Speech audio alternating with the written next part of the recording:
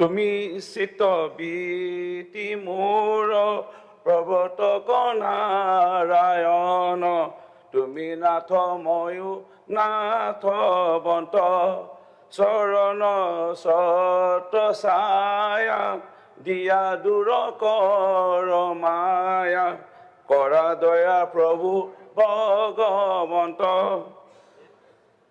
মাননীয় অসমৰ মুখ্যমন্ত্ৰী সৰ্বকালৰ সৰ্বশ্ৰেষ্ঠ ডক্টৰ হিমন্ত বিশ্ব শৰ্মা ডাঙৰীয়াৰ আৰম্ভণি তেখেতৰ যি দায়িত্ব অসমৰ ৰাইজৰ সেৱাৰ অৰ্থে ইতিমধ্যে তেখেতে প্ৰদৰ্শন কৰিছিল।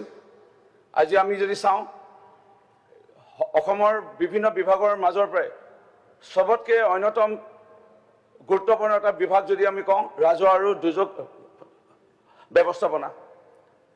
আজি যিসকল বিশেষকৈ চৰকাৰী বিষয়া, চক্ৰ বিষয়াকে লৈ মণ্ডলসকল বা অতিৰিক্ত আয়ুক্তকে লৈ ৰাজহ বিভাগৰ বিশেষভাৱে প্ৰয়োজন আছিলে অসমৰ মাটি সুৰক্ষা কৰা, অসমৰ যিসকল হয়তো প্ৰাকৃতিক দুৰ্যোগত ক্ষতিগ্ৰস্ত হৈছিল তেওঁলোকক মাটি প্ৰদান কৰা, তেওঁলোকক সাহায্য প্ৰদান কৰা, সেই লোকসকল ক'ত কৰ্মব্যস্ততা হৈ আছে?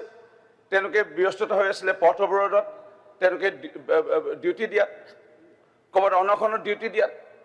এই অসম তুমি চিত বীতি মোৰ প্ৰৱৰ্তক নাৰায়ণ, তুমি নাথ ময়ো নাথ বন্ত, চৰণ সত ছায়া, দিয়া দূৰ কৰ মায়া, কৰা দয়া প্ৰভু ভগৱন্ত। মাননীয় অসমৰ মুখ্যমন্ত্ৰী সৰ্বকালৰ সৰ্বশ্ৰেষ্ঠ ডক্টৰ হিমন্ত বিশ্ব শৰ্মা ডাঙৰীয়াৰ আৰম্ভণি তেখেতৰ যি দায়িত্ব অসমৰ ৰাইজৰ সেৱাৰ অৰ্থে ইতিমধ্যে তেখেতে প্ৰদৰ্শন কৰিছিল। আজি আমি যদি চাওঁ, অসমৰ বিভিন্ন বিভাগৰ মাজৰ পৰাই সবতকৈ অন্যতম গুৰুত্বপূৰ্ণ এটা বিভাগ যদি আমি কওঁ, ৰাজহ আৰু দুৰ্যোগ ব্যৱস্থাপনা।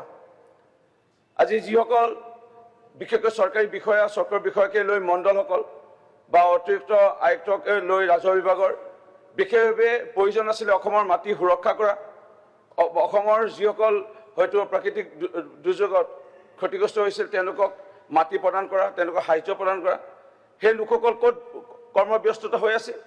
তেওঁলোকে ব্যস্ততা হৈ আছিলে পথ অৱৰোধত, তেওঁলোকে ডিউটি দিয়াত, ক'ৰবাত অনশনত ডিউটি দিয়াত।